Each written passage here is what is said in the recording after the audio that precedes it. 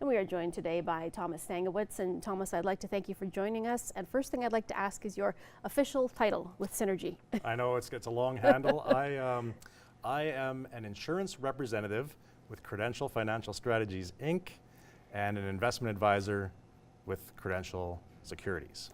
Okay, now one thing we want to talk about this time of year, it's a time people should be thinking about RRSPs. So tell me what's happening when it comes to this. Do you get people that are calling you? Do you contact people that are your clients to kind of remind them, or what's exactly happening? Yeah, so it's a very busy time of year. We're trying to make as many reach out calls as we can to our existing clients, but people are coming in to a couple of things. One is to make their RSP contributions. So as you know, we're getting close to that deadline of March 1st when people need to contribute to their RSPs, or Registered Retirement Savings Plan, Right. So that they can use that deduction towards the 2018 tax year. And then the other thing is that as of January 1st this year, the federal government has increased the tax-free savings account contribution, or TFSA, contribution room to $6,000. So we're seeing a lot of people come in and take advantage of that as well. Okay, now having an RRSP, it does reduce the taxable income. So how does that work though? Right, so basically for every dollar that we contribute into an RRSP, it reduces our taxable income. So for instance, if you made $50,000 last year and you contributed $5,000 into your RRSP, well, it basically reduces your taxable income down to $45,000, and so that's the amount that we should owe tax on. And so the benefit is that we either have to pay less tax, or ideally we get that nice tax refund. Okay, and what is the difference? You mentioned a TFSA. What's the difference between a TFSA and an RRSP?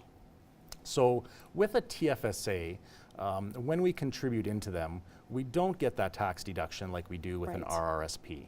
So you invest in the tax-free savings account, and you can invest in stocks, you can invest in mutual funds, just a savings account, and over time, as that money grows tax sheltered inside of there, when we finally decide to take it out, there's no tax implications.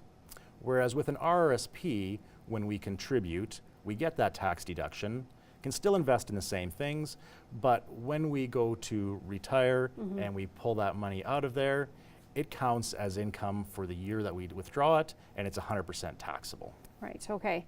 Now, you talked about being busy this time of year. What should people be doing at this point to set themselves up? One of the things that I suggest to people to plan for the future is to maybe start doing a monthly contribution into their RSP. So setting aside that $100 a month is a lot easier than waiting until January or February to come in and have to come up with that lump sum of $1,200 or whatever the amount is.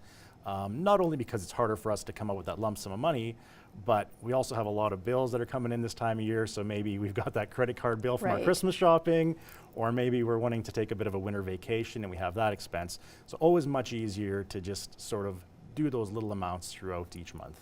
Okay, and the best thing, Thomas, then for someone to do if they have questions about this, contact their financial advisor, or they can, if they're new to this, give you guys a call? Yeah, absolutely. So they can stop in and see us down. We're located in the new Synergy Credit Union building, or they can give us a call at 306-825-8110. Okay, well, thank you so much, Thomas. And we'll be back next hour with more information on RRSPs.